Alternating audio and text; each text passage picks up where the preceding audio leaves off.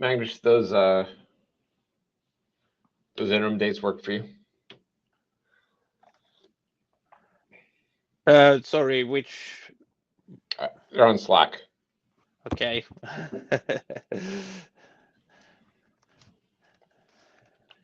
Heads down writing drafts today. Is today the deadline? Yes. Oh my God! All right. You have another 8 hours. Yeah. Before the deadline is up. Yeah. Or over, past.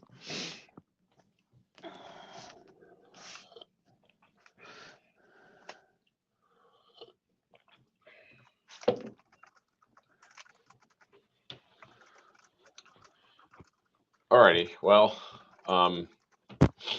numbers are weak, but I'm going to get started to go through our administrivia. Welcome to our interim, the last one before Madrid. As always, this session is being recorded. This is the IETF note. Well, probably pretty much everyone is familiar with it at this point, but this goes through all the intellectual property and code of conduct implications you participating in this meeting. If you're not familiar with it, please either click on the links through the slides or just put it in the search engine. Okay, so this is the third installment in our MOQ experiment. Magnus and I will have a chat about this afterwards and how this went, and we'll decide how to go forward. If you have any further feedback about MOQ versus our previous method of Google Meet, please send us a note. Probably the MOQ chairs would be best, and we'll take your input into consideration. Anyway, I imagine everyone is familiar with MOQ, but chat will happen in the Zulip chat, which you can access directly from the MOQ page. We're going to do show of hands, audio, video stuff, obviously all through MOQ. You don't have to sign blue sheets, which is one plus of this tool. If you are going to speak, there is a bit of lag time in setting up the connection, as it were. So I encourage you to unmute yourself, at least a second before you plan to talk. If you're in a back and forth, just leave your audio on. And if you're wearing some sort of earpiece or headphones, as I am, that will overcome some of the noise cancellation failings of this tool. We need a scribe today.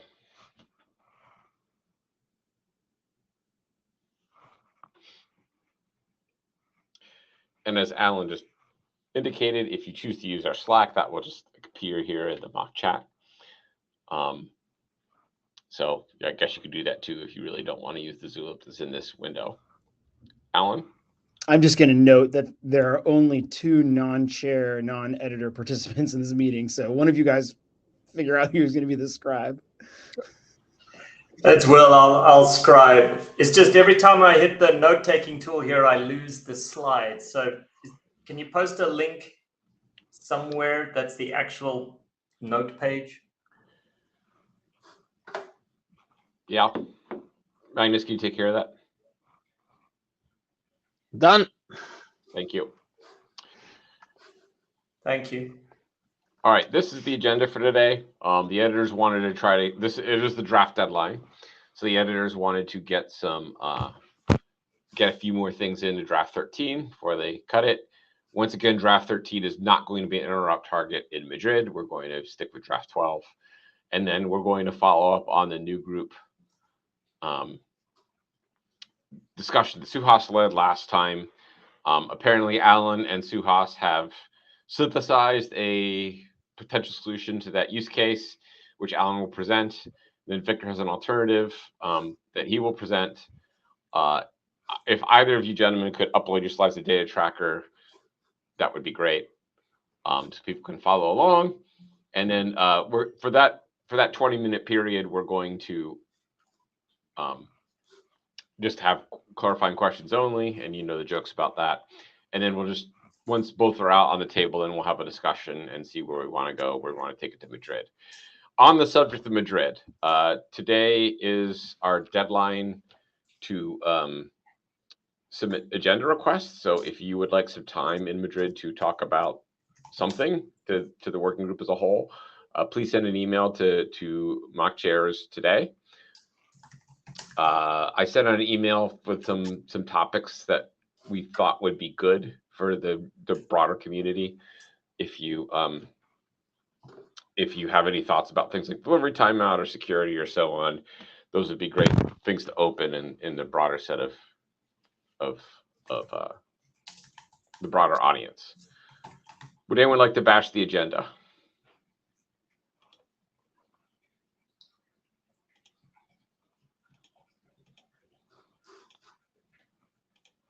Let me approve some slides.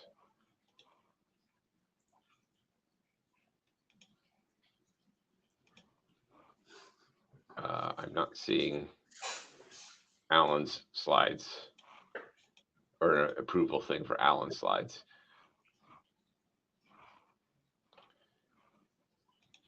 I put him in 19. Or I tried. Well, I didn't get email. I mean, it doesn't mean you didn't do it. Victor's came right up. Let's see. I mean, I put it in like as you were talking, so maybe it'll take a minute. Yeah. Well, maybe. I mean, Victor's came right in. There you are. Okay. Okay. I also, the slides are for new group, not for editor's time. I was just going to drive off the GitHub for that. So. Yeah. Okay. Well, great. In that case, why don't you take it away? I will unshare, and if I can find the right tab. Okay. There I we go. requested screen share. I never remember how this works. There. It seems to have worked. Do you want to share screen? Yes. I want to share this.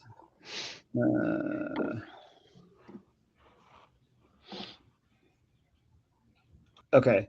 You guys are looking at a list of 9 PRs? I'm going to set a timer because I want to get to this other stuff. Yeah, I don't want to go through all of these. Okay, these are the, maybe I'll make it a little bigger. People see, okay. I wanted this sorted the other way. Okay. These are the 9 PRs that I think might be landable today for the draft deadline. I'm just going to run through them real quick. We can stop and talk about any that we want to try to get through, or people can just say like skip it. So I don't think ALPN is ready for land yet because I think we're still waiting for implementation in browsers. And I think the PR itself needs an update. So I'll skip over that one. 1008's been open for a while. We talked about it, I think, here a month ago. There still seems to be kind of discussion on this PR about whether we need to do anything or whether we should just abandon it. Does anybody have any thoughts about, like, I can click on it and remind people. It just prevents people, publishers from using the same sort of tuple set from being both a namespace and a name at the same time. I don't have a strong problem with this, but I will ask, like, at the moment, like, is this a problem that is there a problem we're trying to solve? I'll go back to that. Like, I don't think it's a functional problem. Like, I don't think there's anything that will outright break right now if we don't prevent this or we don't make this an error. I think in Stockholm we said this will be really confusing. We shouldn't let people do that. But if the sentiment is flipped back to, yeah, whatever, let people shoot themselves in the foot if they want to, like, let's just close this PR and move on. I don't really care. The queue is building. Oh, okay. I can't see the queue and my slides at the same time right now. Let me juggle my windows. Colin. This actually, is my audio working? Is that, yep. Am I hearing? Yeah, okay, good. This actually goes back to the fully qualified domain name. I mean, this has been the same story for 3 years now. Like, I think we should stop using FDAQN or ALPN as the version negotiation mechanism if this is the state. Like, we need version negotiation. And like, Colin, I think we're on the wrong PR. We're talking about. Yeah, I put my hand up on the previous PR. Oh, I'm sorry. I didn't see that. Okay. Yeah. Oh, okay. Let me go back. So, the reason this is hard to do and implement in browsers is because it's a total layer violation. Like, why are we doing like negotiation at this layer? Colin, are you saying that this is trivial to do in like? No, I'm saying this is clearly not trivial to do. We've been waiting for it for 3 years. I'm saying that this is the wrong thing to do. Let's not do it. That's why we've been waiting for it for 3 years. But we do need version negotiation. We need it now. Okay. So I'll observe a few things. One, this is almost done. I think Chrome's got this implemented. I mean, I think it's coming very soon in the browsers. So I think we're about to get over that hurdle. And the other one is that, like, I think as you can see, there are 7 version negotiation related problems that we don't have to solve if we land this PR. So I think the group kind of wants it. Well, I mean, clearly we want version negotiation. I question deeply why ALPN is the right way to do it. For raw quick, like, this is trivial, right? This is 0 work for you. Yeah, I know. So that's nice. I think that's, and also I think going forward, like for web transport, it's better to use models that are well tested like ALPN than to invent another thing that's kind of like ALPN but different. Because, like, I mean, we can do that, but like, it's going to be a huge pain to map other things onto web transport too. We're kind of the guinea pig for this, unfortunately. So. Okay. Look, I can live with that answer, Ian. Okay, let's.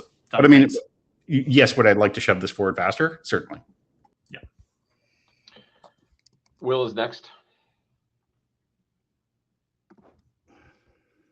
Yeah, my hand up was for the other issue, so not Alpin here. Okay, I will add that web transport added Alpin or sub-protocol negotiation purely at the request of this group. So I hope if it's not going to be a use case, we might want to retract that from web transport. Do you want to go back to the prior issue, Alan?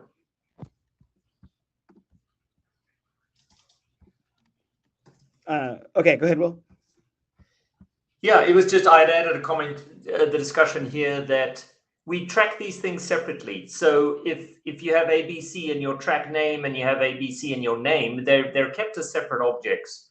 So I didn't see that we should prohibit that the one can't look like the other, when in fact they're stored separately and they're compared, even though they're concatenated, they are compared as a tuple. So to answer your question of are things going to break if we don't implement this, I think the answer is no.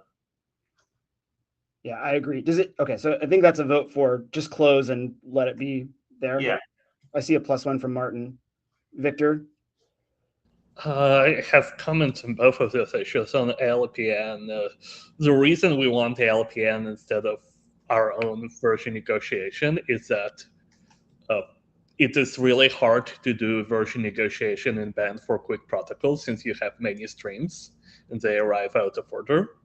So you kind of have to, like, if you do it on your protocol level, you are like have to figure out what's the stream in which you have your version negotiation. That's why we pushed it into LPN. And also, as Alan said, I have a half-finished implementation of this, and hopefully this will go out in Chrome.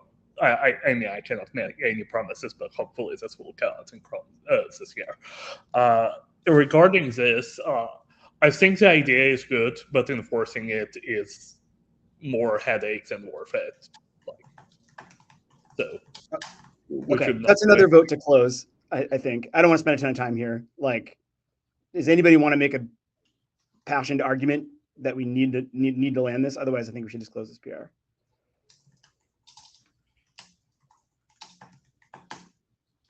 Okay. Will? Oh, go ahead. Will? No, sorry, I'm trying to take notes and not closing. Okay, we'll close it. When you say close, are you meaning FTN or ILPN? FTN. ALPN, I think we'll keep open pending like the next, I don't know. It needs a revision and hopefully we'll land soon along with implementations. Colin? Okay. Colin? I mean, I think it might be sort of nice to hear from the author of it before you close this PR. Is Suhas here? No? Oh, yeah, I'm here. Sorry. Yes, I think the main reason the PR was written was to avoid confusion when people repeat. And we, again, this was more of a clarification. I did not think it was a design per se. if the group thinks it's not needed, I think I should be okay to. We should be okay to close it. Okay. Sounds good. I want to move on to track status. We also reviewed this, I think, a month ago. I think there's two outstanding questions from Suas. I think Fluffy's -1 is old. I think the one question was around, is it okay for a relay to satisfy a track status by establishing a subscription when it doesn't already have one? So the PR says the relay can send a track status, or if it wants, it could subscribe in order to fulfill that track status. So that was a question that Suas raised. I tried to make it clear that the relay obviously can't do anything it's not authorized to do, but I still left that option in there. And then now I'm forgetting what the other Suas had another question, which I think that was related to the track alias, and you clarified if I'm not wrong. Oh, whether or not it doesn't create subscription state. State, yes. I tried to make it clear that it doesn't create any downstream subscription state, right? So the downstream subscriber sends the track status to a relay, like there's no subscription state there. But if the relay wants to subscribe, then obviously subscription state does get created, but that's the relay's choice.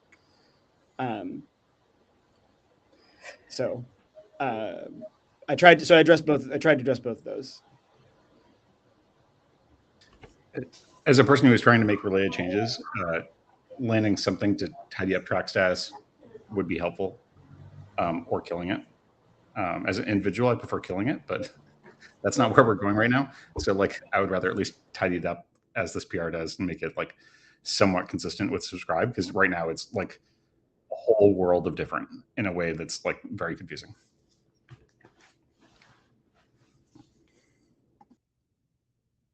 Will? Yeah, I'm just confused a bit by the language of forward track status. Track status was always a response, right? Where does it say? Oh, okay, I see what you mean. You don't have to do a subscription. You can simply issue another track status to somebody else and take the reply of that. But you do have to do either a forward track status or a forward subscription, because the notion here is always freshness, right? Not some cached state of this reason. But if you have an active subscription, you can just fine. So active subscription is fine, and since track status has no state, you always have to either make a new one or have an active subscription. Okay, thank you. Okay. So we're running low on time. It would be great if people could, like as Ian said, like this has been open for a while. With track status is a horrible mess right now. It'd be great. This I think is a strict improvement. We can continue iterating if we find more problems. So if people want to stamp it, or if does anyone have any other outstanding comments or questions on this?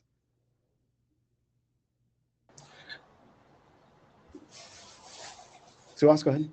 I think I'm convinced that we can go with what you have proposed, Alan. I'll do a review after this meeting and during this meeting to kind of remove my request for changes. Okay. Thanks. Thank you. We were almost out of our sort of general editor time. Do you want to squeeze one more in? You can. Yeah. Okay. So there's two that are editorial, which I want to just kind of highlight. One of them is changing the name of subscribe announces back to subscribe namespace. This is because subscribe announces in draft 12 also, it doesn't just solicit announces, it solicits publish messages. So that seemed sort of right. Although I think Victor still does not like the word subscribe here because it works somewhat differently than the subscribe verb in terms of like, it gets you things that it also tells you about currently established things, which is sort of more fetchy. I don't know how to solve that. There's another one about renaming announce to publish namespace. And then if we did both of those, then we would have subscribe namespace, publish namespace would be the four main verbs. So people can think about it. I was less sure. The announce one seemed like a bigger change. So that's why I put the RFC tag on it. If you want to think about it. The rest of them, at least this one 1055 and this one 1042 are wire format changes that I think, and I'm sorry, where's the fetch one? Oh, it's got a needs discussion, shoot.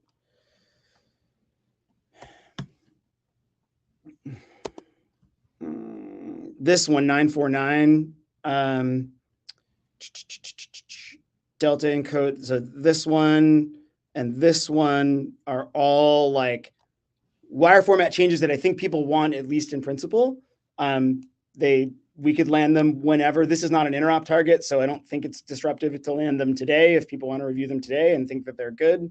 If people want more time to chew on them or save them for a future update, that's also fine. Now I sort of lost which other ones we didn't have to talk. This one is also pretty minor. We talked about it, just basically if a stream is flow control blocked, it's just not selectable for priorities. So I guess if people want to just spend some time reviewing these between now and 5 p.m., like we'll land the ones that that have the appropriate number of approvals and no request changes. All right, thanks, Alan. Depending on how things go today, we might have time to get to do a few more issues, but we'll see. Okay. Once again, I just want to emphasize like the draft deadline is today. So if people can go ahead and review these documents, we can have draft 13 move the ball a little forward. But again, the interop target remains draft 12 for Madrid, so there should be no impact on your implementation schedule. Okay, so we're going to have the two presentations about new groups, starting with Alan. And I remind you that for those of you who weren't here at the start, that this is going to be, we're going to stick with clarifying questions until both presentations are done, and then we'll have a discussion period to have a beauty contest between the proposals. So Alan, whenever you're ready. Okay, so you want me to click request slides then, or do you want me to drive from my laptop? Would you prefer to drive, or would you like me to do it? Whichever's fastest from this point of view. All right, well, I'll do it then. Let's see. All right. Are you're receiver feedback, right? Or are you dynamic groups? Dynamic groups. Okay. There you go. Okay. So based on the discussion from the last time when Suhas presented, there was an interest in seeing a version of that used subscribe update as the mechanism and parameters. So that is what's in PR 1060. And then at the same time, Suhas also revved 1031. And so they're now very similar. And so I'll just kind of cover how 1060 works and then kind of highlight the differences that are there and then make sure people get it. So next slide. So both PRs now have a publisher opt-in parameter per track. So there's a parameter called dynamic groups. When it's set to the value of 1 in either publish or in subscribe OK, that means the publisher is willing to accept requests from the subscriber to create new groups in the track. Based on some feedback from Suhas, we added that like relays have to preserve this parameter. So if a publisher tells a relay, like, I accept dynamic groups, then the relay has to also tell down from subscribers, like, this track is available for dynamic groups. It can't strip that capability. And that means that all relays there's a small amount of relay handling in order to do this, that relays we must implement for relays. Next slide. Okay, so this is from 1060. So I created a new param called new group request. So it can be in 3 messages, can be in subscribe, can be in publish OK, and it can be in subscribe update. So it comes from the subscriber. The value is that it's an integer and it's the largest group that the subscriber has seen +1, or it's 0 if it hasn't seen any group. It has no idea of any context of any group IDs.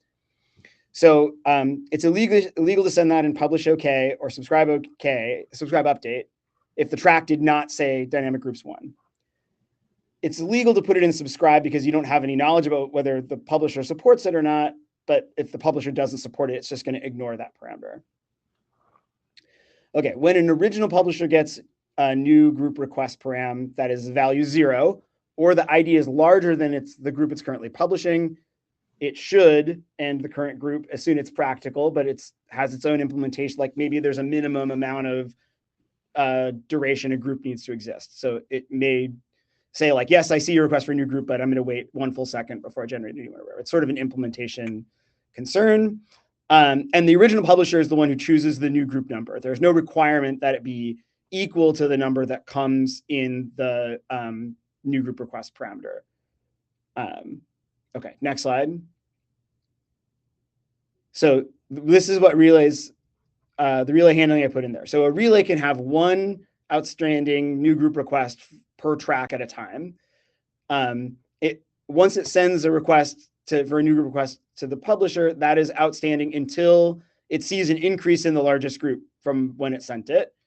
And when it receives a new group request parameter from any downstream subscriber, it'll send a subscribe update with that new group request upstream, unless the track doesn't support dynamic groups. There's a non-zero value that is less than the current largest group, meaning it's stale, right? The publisher is already revved since the subscriber saw it, so this is not useful. Or it already has an outstanding new group request. It'll drop it. It's already made a request for a new group. So that's like the relay handling logic. Maybe I'll pause for a second if there's clarifying questions before I go on. The next slide's about differences between this and 1031. Victor asks in the chat, what is the default expectation with respect to relays forwarding published parameters? I think it's unspecified right now. Will? Yeah, can you clarify why you need to supply the largest group number you've seen?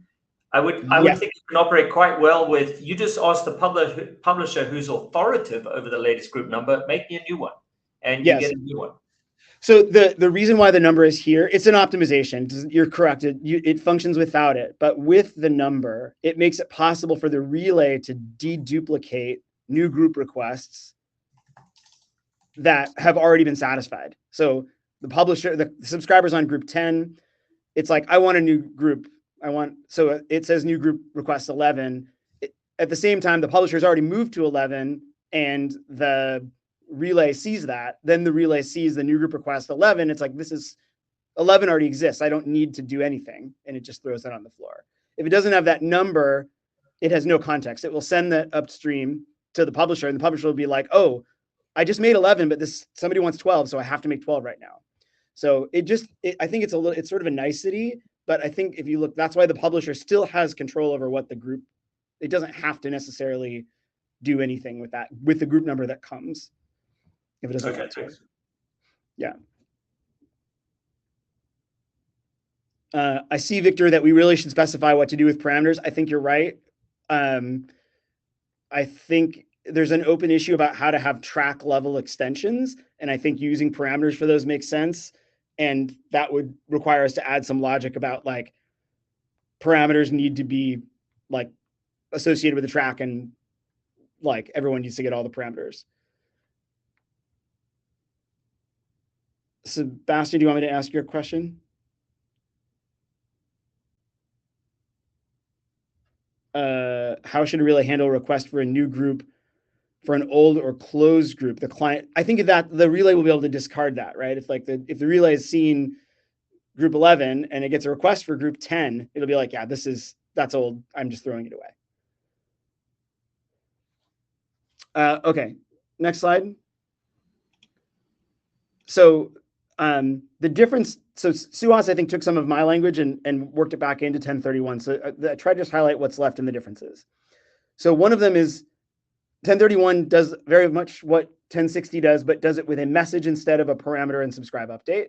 So that's one sort of key spelling difference.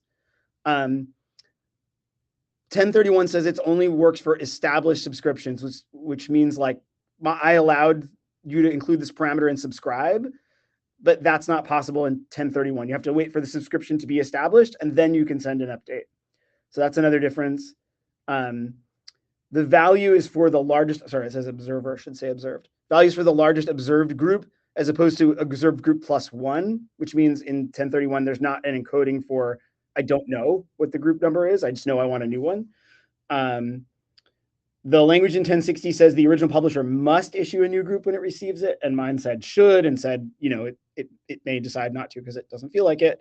And also in 1031, at least as I read it, a relay is allowed to have more than one outstanding new group at the same time. But it uses the number to make sure it never sends old ones. So like if it got a request for 11 and then for 12, it would send both to the publisher. So Suhas, did I capture everything? I think you captured everything. And just for a note, I'm liking this version better. It's more clear. You say you like parameters better? Yeah, the putting in the subscribe and publish better than the new message. Okay. Ian? Yeah, I was going to say, from a implementer's perspective, like I think it's much more straightforward to put it as a param, because the param is arriving when you get the subscribe, and then you can immediately take action, opposed to the like make a subscription and then ask for a keyframe. That seems like a very odd action and distance thing that's probably going to cause us like a ton of bugs I don't want to fix. So I think this is easier to implement for sure. The whole parameter passing back and forth thing is a little tricky, but I think this is fine. The other thing I'll say to the group is I think we'll revisit this at some point in the past, or sorry, in the future. Yeah, in the past. That'd be, oh, sorry. And so, getting something in there that gives implementers an opportunity to, experiment, I think has a lot of value. And, I'm happy in a year or whatever to like fine tune this if this turns out to be not quite perfect. I mean, as is true for anything, if we like go to implement something important and it doesn't work, like bring it to the group. We'll talk about it. Mo, do you have a clarifying question? Kind of. It's clarifying the subscribe case. Yes, I guess it is clarifying. Just everybody okay, go ahead then. Page with it. So when you include this in subscribe, the first thing that I thought of was you had a subscription already, and then you lost connection or something, and now you're going to maybe a different relay, and you're subscribing.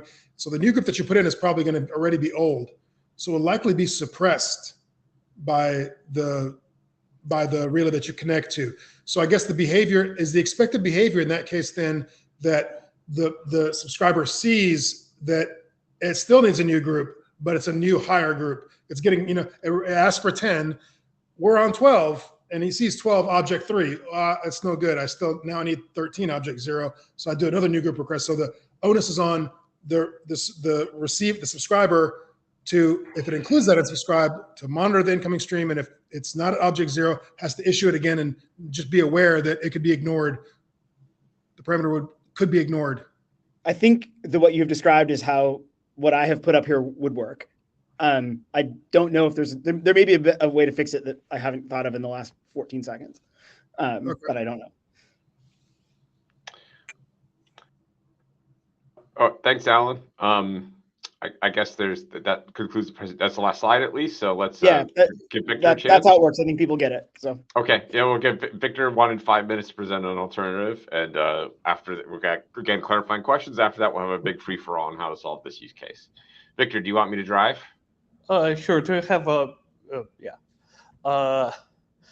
it's very short. It's like actually it was originally an alternative, but then I had a long conversation at the end. So the slides are a bit different. So the next slides, the reason I'm bringing this up is while we were discussing this on the mailing list, there was a wonderful email from Luke where he pointed out that, requesting a new keyframe is nice, but there are lots of other situations which are similar, where you would want to give the original publisher some information about like what is useful or what is not useful, and the keyframe is just one of those. So I was thinking, is this specifically a right way forward? And even if it is a right way forward for keyframe requests specifically, whether we need a more general mechanism. So the next slide is one of the key observation I have is that we already have something that generally allows you to provide feedback from subscribers to original publisher, and that is the original publisher can say in the catalog, please put all of your feedback in this namespace, and then all of the subscribers can publish the feedback into that namespace. And the reason, so this can't be done in a fairly low setup latency thanks to subscribe namespace and publish and all other optimizations that were made of this kind. So next slide.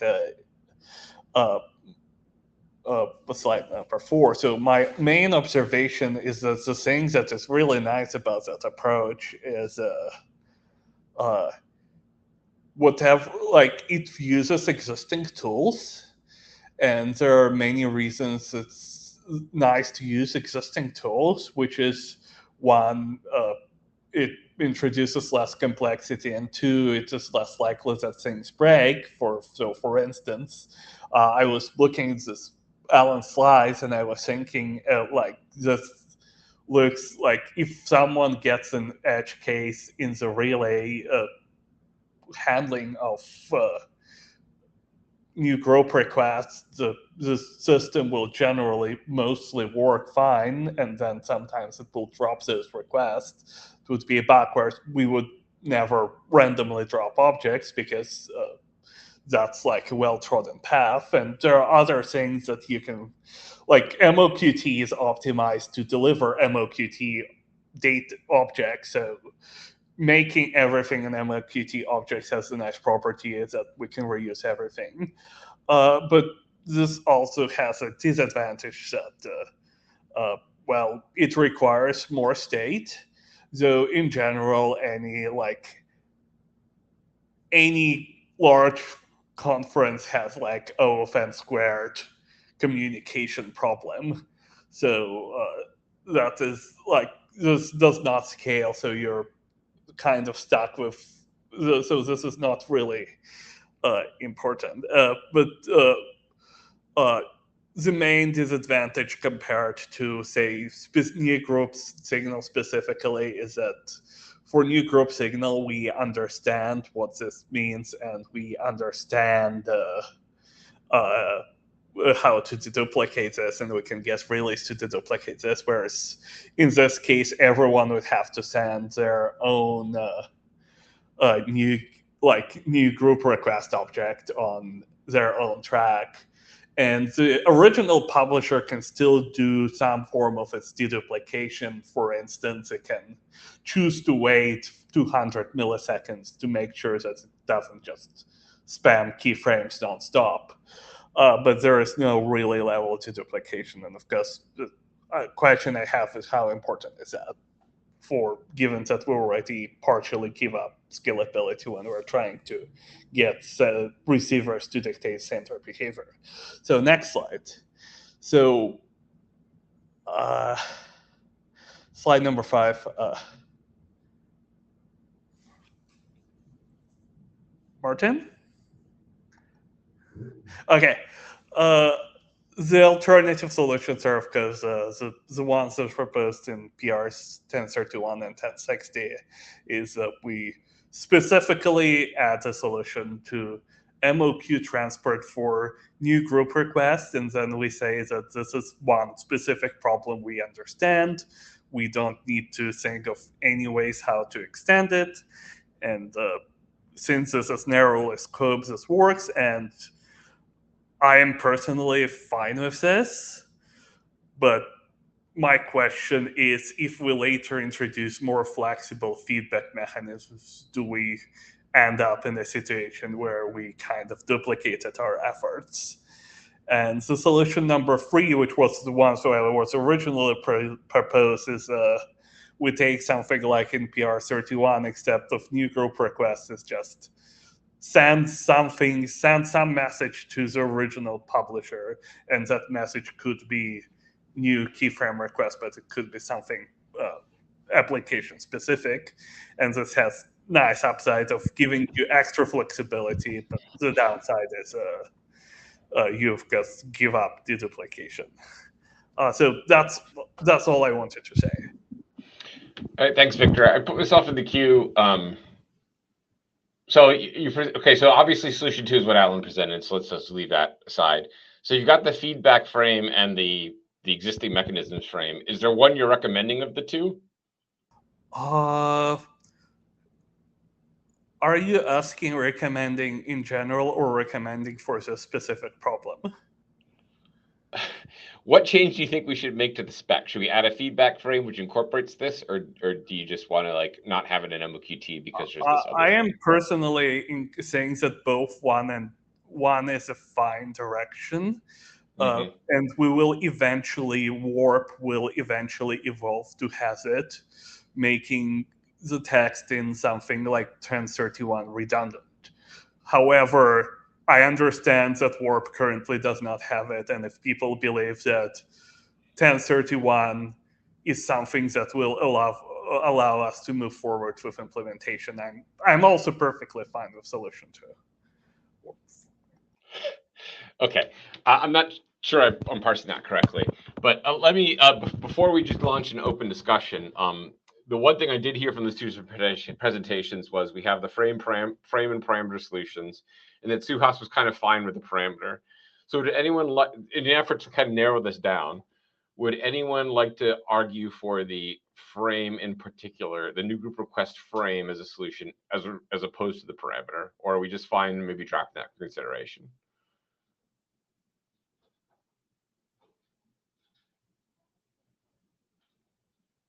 Okay, so now we're down to 3 solutions. That's great. Now I'm going to open the floor up for discussion. Just anyone who'd like to comment on the relative merits of things. Go ahead, Colin. Wait, isn't there one more slide? I see 5 of 6. It's a big slide that says discussion. Okay, thanks. Thanks, Alan. Colin, go ahead. So I want to talk about a detail of Alan's solution in a second, or the parameter solution, but I just on what the stuff Victor is talking about, I did play with an implementation of basically his number 1 or something very close to it. And I think the thing is, the namespaces, you end up with basically in squared entries in these namespaces, right? Because if anyone can, in a conferencing set, because anyone can talk to anyone. So in some case, there needs to be feedback any different direction as time goes on. And, Zoom is advertising 100,000 users right now in their conferences. I'm not saying exactly they do that, but like that's sort of the target of where people are sort of going. And one of the hopes of MOQ for the conferencing people was to get the sort of scalability that we saw in, HLS dash. So I mean, when I'm playing with it, I think we need the deduplication is a sort of critical feature of this, of this thing, because the n squared solutions with 100,000 users just falls apart. So I really lean towards a solution that has that. And this comes back to the change. Like, Alan, I liked that PR you have there, the parameters PR, but I think there's one thing where it's a bit different that I think I'd want change, and that has to do, or maybe I can get some feedback on, is on the relay only having one outstanding transaction. I don't think that quite works, because it means one transaction that was a little messed up can freeze everything. I think that what it should do is it should always have an outstanding transaction for the greatest number it's seen that's been requested, and just discard everything else. So if somebody, let's say the current group is 10 and somebody requests 12, that's fine. It sends upstream a request for 12. Then somebody requests 15. It sends upstream a request for 15 and ignores everything else. And abandon its transaction on 12 effectively. But I don't think it can discard the request for 15 when it gets the request for 12, because otherwise, you got to have 100,000 people joining a conference at the same time, and the timing's got a little bit messed up. It seems like you're going to be getting very old groups, and you're going to have to redo all of that. So that was the only thing that seemed like an actual algorithmic change from what the Suhas's proposal was of relevance, was around requesting that number. I mean, is that a change you can consider making to that one? Okay, so I thought about what you're saying, and assuming the intent of the subscriber is, I don't actually care about the number of the group I get. I just need a new group. In that case, if somebody sends a request for 12, somebody else shouldn't really, if that means the largest thing the publisher has published is 11, no well-behaved client should send 15. And even if they did, when they get 12, it should already satisfy whatever they needed, because it's a new group. That's what they wanted, was a new group, not this particular new group. So that's kind of why I did that. But Okay. there may be cases I haven't thought of too. Yeah, here's the case where it gets messy, is you have a distributed relay network and they have different views of what's the latest thing they've seen. Assume it's all well-behaved clients. I don't care about poorly behaved clients, right? So some client has seen 14 and is requesting 15, and that client is now connected to this relay, and that request needs to go up, is my view on it. Like, assume that some part of the network saw 14 if somebody issued a 15. I probably need to see it like written on paper or a whiteboard to like totally understand. I mean, the implementation is very simple if you only allow one at a time. It's not drastically more complex. I'm fine with only one being valid at a time. I'm just saying that the 12 would be abandoned and replaced with a 15 request effectively. I see. Okay, I need to think about it, but Yeah, that's okay. I think it makes sense. Sort of. There's a bunch of other people in queue also.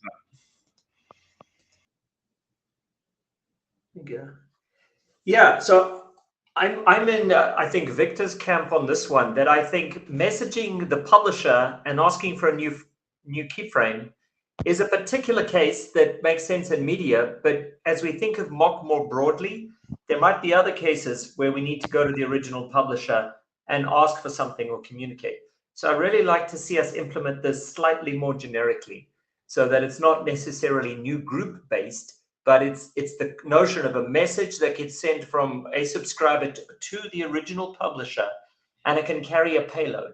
And then we can define what that payload is. And the other thing it should carry is this dedupe number. So as long as you're forced to put an integer in there that helps the relays with dedupe, then I think maybe we could have the scalable scheme that Cullen wants, but we can also have a more generalized scheme that can work for media and future non-media applications. Mo?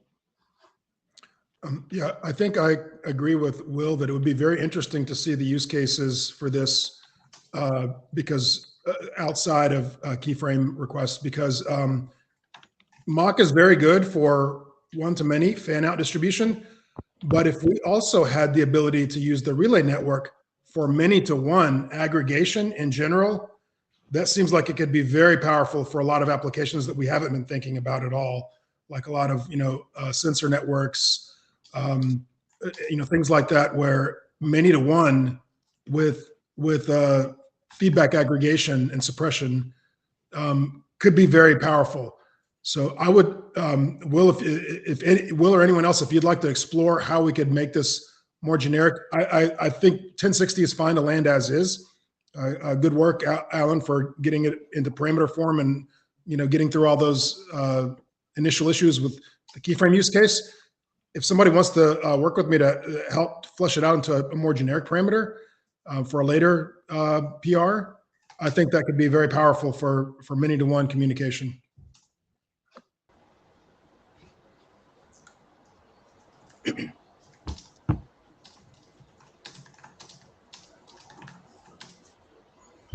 I think I am next in the queue.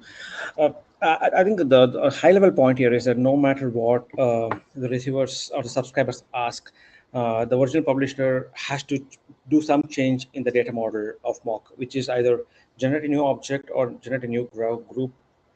Those are the elements of the object model that we are trying to influence through the subscribers to the original publisher.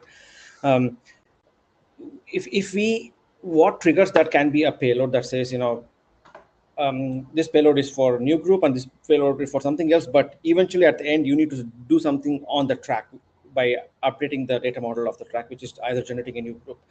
As far as I see a payload that is having some application specific feedback in there that can go to original publisher and can trigger.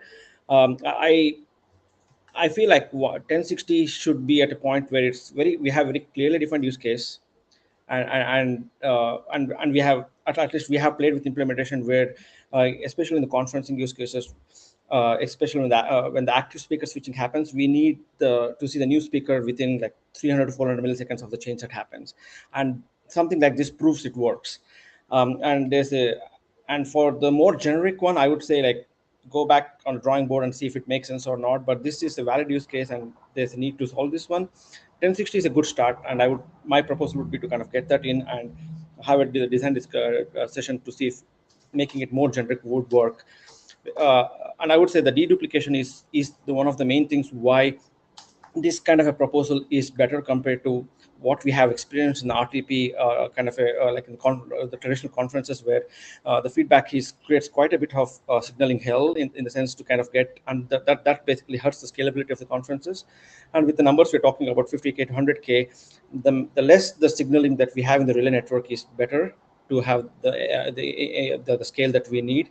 So having said that, my proposal would be to go with the 1060 for now, and also provide the deduplication, the property that it has.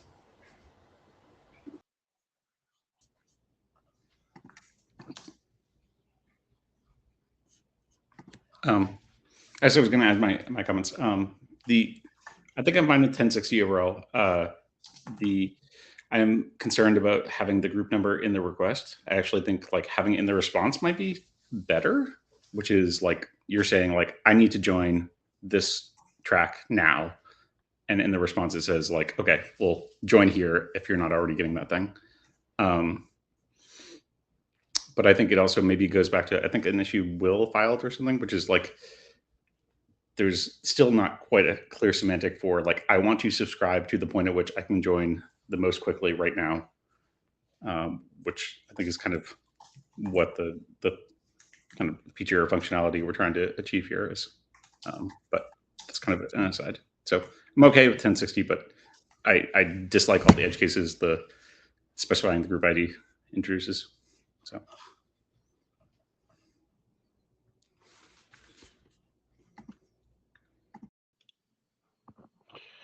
Okay. Let me see. I can summarize here. I think there's a lot of interest in the generic feedback message. Whatever one message is not the word I want to use, but some sort of signal that's a generic container for feedback. I've also heard some interest in moving forward new group as a parameter, as a stopgap.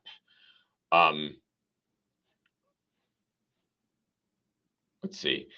So I think in the chat I've seen some agreement to get together in Madrid and like whiteboard out this feedback signal. Regarding, would anyone like to speak against the idea of going ahead and landing the a new group parameter, or trying to fast track a new group parameter, landing it to get some experience with it while the feedback thing is in development, which obviously is some implementation churn, etc. Would anyone object to that course of action? Alan? I think Ian beat me to it. Oh, okay. I was going to say, I think we should try to get something in before the next interop target, whatever that is. Okay. I guess the question is, do we need to get something in today? I'm a little bit disinclined to try to shove something in today, but like before the next interop target, we need to do something, in my opinion, as an editor. So. Alan? Yeah, I think I was going to say, like, even if we land it today, it's not like we're updating the interop target until maybe Toronto time, right? Or, yeah. Or sometime in August or September. So I don't think there's urgency to do it today, and so I think I would rather hold it a little bit, pending whatever discussions happen in Madrid, rather than land and then have to back it out. I will say it's not like if people, like, it sounds like CWAS maybe already has something or an implementation like this, and if you're really hot to trot to interop on it, it shouldn't be hard to like someone to interop just on that PR and say like, let's just pretend that we have, like, write a relay that has that support to verify interop ahead of time, if that was the goal. But I guess I don't see, as an editor, I want to land things quickly, but I don't think there's immediate urgency to land 1060 if we think a different solution is forthcoming. Yeah, I mean, ultimately, unfortunately, this is I'm sympathetic to what people have just said, but this is also an application API issue, which I think we're trying to nail these down. That said, like, I think waiting a couple of weeks to talk about in Madrid informally is probably fine. So I think the courses of action here are, number one, we're going to close the message version of the PR just to reduce clutter. People could continue to refine the parameter-based PR if they like, and the enthusiasts for a feedback signal, a generic feedback signal, need to meet in Madrid, talk in Madrid, and come up with something to discuss no later than the first virtual after Madrid, so we can get this nailed down before Toronto. Does anyone think that summary is incorrect?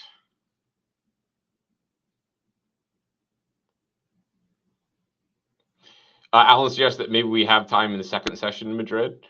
Okay, so that's a great segue, because I made this announcement when there were, I think, 4 people on. Our deadline for agenda requests for Madrid is tomorrow.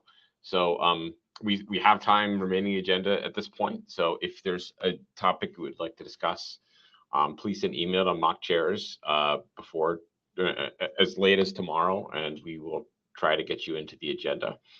This would be a wonderful candidate for the second session for sure, assuming we have a second session and don't cancel it. The other thing I'll say is that in the emails that Magnus sent a while ago, in the thread that Magnus started a while ago, soliciting agenda requests, we listed a number of items that were particularly well suited to the broader audience at IETF, just opening a bunch of subjects that we know are still rather ill-defined in our spec. So please consider those. If you have ideas in any of those areas, please approach us for agenda time. Or if you can, we also take topics that are not on that list. Okay, Alan, do you want to try to do one more issue in the 3 minutes we have? Actually, I was gonna maybe run real quick through Will's proposal for optimizing fetch, because there's a little bit there. Okay, sure. And let's see if I. All right, so signing off. So I'm not going to talk again unless Alan runs over. So Will, thank you for scribing today, and we will see you all in Madrid. Or Will, do you want to talk to this, or you want me to talk through it? We can both talk, but thanks. Yeah, it's not that long or that complicated. I think the overview is we can save a bunch of bytes on a fetch response in each object, which could lead to significant byte savings. And we come up with a coding table for common behaviors. Typically, your group ID is consistent throughout. A group ID for the next object is going to be the same as the prior object, and the object number is going to increase by 1. And we've got 8 different codings of this, depending on whether they use extension headers or not. I try to fix the formatting of this, Alan. I spent time today. I don't know why it's not showing for you. It's because it's multi-length. It's working now. So that's much better. So we do add a serialization field. We add a 1 byte field. And that if we're going to repeat all these other properties, group ID, subgroup, object, and priority, then yes, we incur an extra byte. But that only ever happens at the very start of your stream. And remember, the fetch response is a single stream. But then for all the object codings, we gain efficiencies.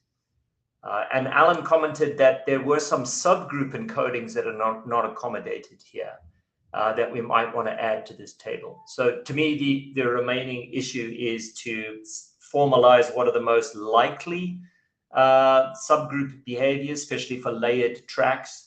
And then make sure that they are added as code points here.